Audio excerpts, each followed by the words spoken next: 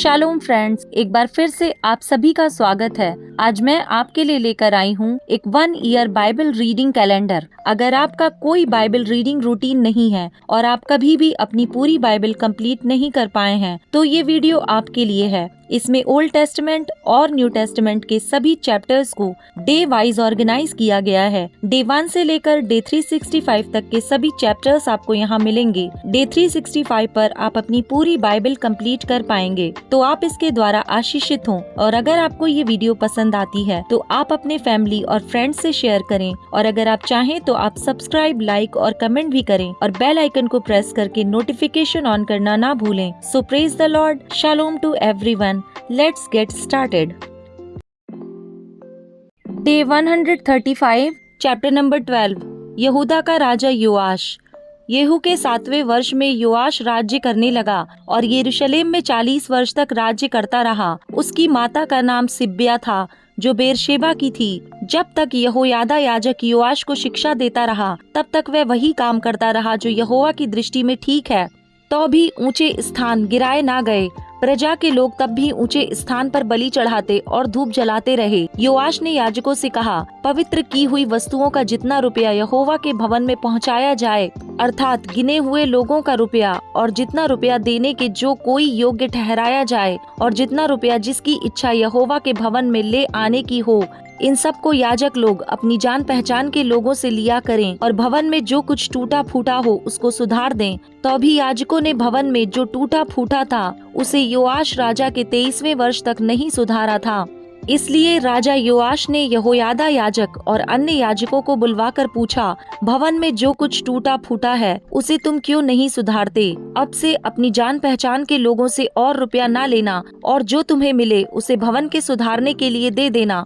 तब याजकों ने मान लिया कि ना तो हम प्रजा से और रुपया लें और न भवन को सुधारें। तब यहोयादा याजक ने एक संदूक लेकर उसके ढक्कन में छेद करके उसको यहोवा के भवन में आने वालों के दाहिने हाथ पर वेदी के पास रख दिया, और द्वार की रखवाली करने वाले याजक उसमें वह सब रुपया डालने लगे जो यहोवा के भवन में लाया जाता था। जब उन्होंने देखा कि संदूक में बहुत रुपया है, तब राजा के प्रधान और महायाजक ने आकर उसे थैलियों में बांध दिया और यहोवा के भवन में पाए हुए रुपए को गिन लिया। तब उन्होंने उस तौले हुए रुपए को उन काम करने वालों के हाथ में दिया जो यहोवा के भवन में अधिकारी थे, और इन्होंने उसे यहोवा के भवन के बनाने वाले बढ़इयों, राजमिस्त्रियों और संग तराशों को दिए, और लकड़ी और गढ़े हुए पत्थर मोल लेने में, वरन जो कुछ भवन के टूटे फूटे की मरम्मत में खर्च होता था उसमें लगाया। परंतु जो रुपया यहोवा के भवन में आता था उससे चांदी के तसले, चिमटे, कटोरे, तुरहियां आदि सोने या चांदी के किसी प्रकार के पात्र ना बने, परंतु वह काम करने वाले को दिया गया, और उन्होंने उसे लेकर यहोवा के भवन की मरम्मत की। और जिनके हाथ में काम करने वालों को देने के लिए रुपया दिया जाता था उनसे कुछ हिसाब ना लिया जाता था, क्योंकि वे सच्चाई से काम करते थे। जो रुपया दोष बलियों और पाप बलियों के लिए दिया जाता था, यह तो यहोवा के भवन में ना लगाया गया, वह याजकों को मिलता था। तब अराम के राजा हजाएल ने गत नगर पर चढ़ाई की और उससे लड़ाई करके उसे ले लिया। तब उसने यरूशलेम पर भी चढ़ाई करने को अपना मुंह किया। तब यहूदा के राजा योआश ने उन सब पवित्र वस्तुओं को, जिन्हें उसके पुरखा यहोशापात, यहोराम और अहज्या नामक यहूदा के राजाओं ने पवित्र किया था, और अपनी पवित्र की हुई वस्तुओं को भी, और जितना सोना यहोवा के भवन के भंडारों में और राजभवन में मिला, उस सब को लेकर अराम के राजा हजाएल के पास भेज दिया, और वह यरूशलेम के पास से चला गया। योआश के और सब काम जो उसने किए, वह क्या यहूदा के राजाओं के इतिहास की पुस्तक में नहीं लिखे हैं? योआश के कर्मचारियों ने राजद्रोह की गोष्ठी करके उसको मिल्लो के भवन में, जो सिल्ला की ढलान पर था, मार डाला, अर्थात शिमात का पुत्र योजाकार और शोमेर का पुत्र यहोजाबाद, जो उसके कर्मचारी थे, उन्होंने उसे ऐसा मारा कि वह मर गया। तब उन्होंने उसे उसके पुरखाओं के बीच दाऊदपुर में मिट्टी दी, और उसका पुत्र अमस्याह उसके स्थान पर राज्य करने लगा। Chapter number 13। इजराइल का राजा यहोआहाज। अहज्या के पुत्र यहूदा के राजा योआश के 23वें वर्ष में येहू का पुत्र यहोआहाज शोमरोन में इजराइल पर राज्य करने लगा, और 17 वर्ष तक राज्य करता रहा। उसने वह किया जो यहोवा की दृष्टि में बुरा था, अर्थात नबात के पुत्र यारोबाम, जिसने इजराइल से पाप कराया था, उसके पापों के अनुसार वह करता रहा, और उनको छोड़ ना दिया। इसलिए यहोवा का क्रोध इजराइलियों के विरुद्ध भड़क उठा और उसने उनको अराम के राजा हजाएल और उसके पुत्र बेनहदद के अधीन कर दिया। तब यहोआहाज यहोवा के सामने गिड़गिड़ाया और यहोवा ने उसकी सुन ली, क्योंकि उसने इजराइल पर अंधेर देखा कि अराम का राजा उन पर कैसा अंधेर करता था। इसलिए यहोवा ने इजराइल को एक छुड़ाने वाला दिया और वे अराम के वश से छूट गए।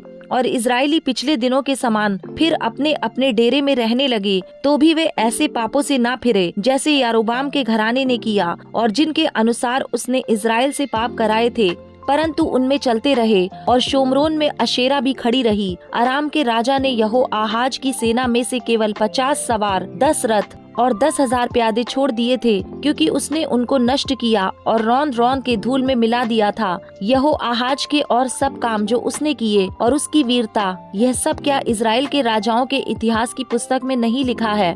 अंततः यहोआहाज अपने पुरखाओं के संग सो गया और शोमरोन में उसे मिट्टी दी गई और उसका पुत्र यहोआश उसके स्थान पर राज्य करने लगा।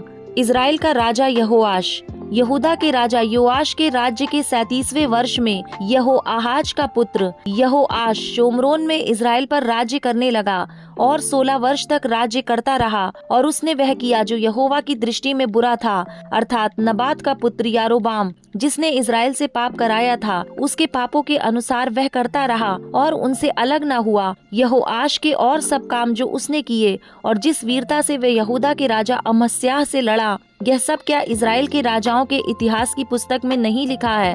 अंत में यहोआश अपने पुरखाओं के संग सो गया और यारोबाम उसकी गद्दी पर विराजमान हुआ और यहोआश को शोमरोन में इजराइल के राजाओं के बीच मिट्टी दी गई। एलीशा की मृत्यु। एलीशा को वह रोग लग गया जिससे उसकी मृत्यु होने पर थी। तब इजराइल का राजा यहोआश उसके पास गया और उसके ऊपर रोकर कहने लगा, हाय मेरे पिता, हाय मेरे पिता, हाय इजराइल के रथ और सवारों। एलीशा ने उससे कहा, धनुष और तीर ले आ। वह उसके पास धनुष और तीर ले आया। तब उसने इजराइल के राजा से कहा, धनुष पर अपना हाथ लगा। जब उसने अपना हाथ लगाया तब एलीशा ने अपने हाथ राजा के हाथों पर रख दिए। तब उसने कहा, पूर्व की खिड़की खोल। जब उसने उसे खोल दिया तब एलीशा ने कहा, तीर छोड़ दे। उसने तीर छोड़ा। एलीशा ने कहा, यह तीर यहोवा की ओर से छुटकारे अर्थात अराम से छुटकारे का चिन्ह है, इसलिए तू अपेक में अराम को यहाँ तक मार लेगा कि उनका अंत कर डालेगा। फिर उसने कहा, तीरों को ले। और जब उसने उन्हें लिया तब उसने इजराइल के राजा से कहा, भूमि पर मार। तब वह 3 बार मार कर ठहर गया। इससे परमेश्वर के जन ने उस पर क्रोधित होकर कहा, तुझे तो 5-6 बार मारना चाहिए था। ऐसा करने से तू अराम को यहाँ तक मारता कि उनका अंत कर डालता, परंतु अब तू उन्हें 3 ही बार मारेगा। तब एलीशा मर गया और उसे मिट्टी दी गई। प्रतिवर्ष बसंत ऋतु में मोआब के दल देश पर आक्रमण करते थे। लोग किसी मनुष्य को मिट्टी दे रहे थे कि एक दल उन्हें दिखाई पड़ा। तब उन्होंने उस शव को एलीशा की कब्र में डाल दिया और एलीशा की हड्डियों से छूते ही वह जी उठा और अपने पांवों के बल खड़ा हो गया। इजराइल और अराम के बीच युद्ध। यहोआज के जीवन भर अराम का राजा हजाएल इजराइल पर अंधेर ही करता रहा, परंतु यहोवा ने उन पर अनुग्रह किया और उन पर दया करके अपनी उस वाचा के कारण जो उसने अब्राहम, इसहाक और याकूब से बांधी थी, उन पर कृपा दृष्टि की और ना तो उन्हें नष्ट किया और ना अपने सामने से निकाल दिया। तब अराम का राजा हजाएल मर गया और उसका पुत्र बेनहदद उसके स्थान पर राजा बन गया। तब यहोआहाज के पुत्र यहोआश ने हजाएल के पुत्र बेनहदद के हाथ से वे नगर फिर ले लिए, जिन्हें उसने युद्ध करके उसके पिता यहोआहाज के हाथ से छीन लिया था। यहोआश ने उसको 3 बार जीतकर इजराइल के नगर फिर ले लिए। Chapter number 14। यहूदा का राजा अमस्याह। इजराइल के राजा यहोआहाज के पुत्र यहोआश के दूसरे वर्ष में यहूदा के राजा योआश का पुत्र अमस्याह राजा हुआ। जब वह राज्य करने लगा तब वह 25 वर्ष का था और यरूशलेम में 29 वर्ष राज्य करता रहा। उसकी माता का नाम यहोअद्दीन था जो यरूशलेम की थी। उसने वह किया जो यहोवा की दृष्टि में ठीक था, तो भी अपने मूल पुरुष दाऊद के समान ना किया। उसने ठीक अपने पिता योआश के से काम किए। उसके दिनों में ऊंचे स्थान गिराए ना गए। लोग तब भी उन पर बलि चढ़ाते और धूप जलाते रहे। जब राज्य उसके हाथ में स्थिर हो गया तब उसने अपने उन कर्मचारियों को मृत्यु दंड दिया जिन्होंने उसके पिता राजा को मार डाला था। परंतु उन खूनियों के बच्चों को उसने ना मार डाला, क्योंकि यहोवा की यह आज्ञा मूसा की व्यवस्था की पुस्तक में लिखी है, पुत्र के कारण पिता ना मार डाला जाए और पिता के कारण पुत्र ना मार डाला जाए। जिसने पाप किया हो वही उस पाप के कारण मार डाला जाए। उसी अमस्याह ने नमक की तराई में 10,000 एदोमी पुरुष मार डाले और सेला नगर से युद्ध करके उसे ले लिया और उसका नाम योक्तेल रखा और वह नाम आज तक चलता है। तब अमस्याह ने इज़राइल के राजा यहोआश के पास, जो येहू का पोता और यहोआहाज का पुत्र था, दूतों से कहला भेजा, आ हम एक दूसरे का सामना करें। इज़राइल के राजा यहोआश ने यहूदा के राजा अमस्याह के पास यों कहला भेजा, लबानोन पर की एक झड़बेरी ने लबानोन के एक देवदारू के पास कहला भेजा, अपनी बेटी का मेरे बेटे से विवाह कर दे। इतने में लबानोन में का एक वन पशु पास से चला गया और उस झड़बेरी को रौंद डाला।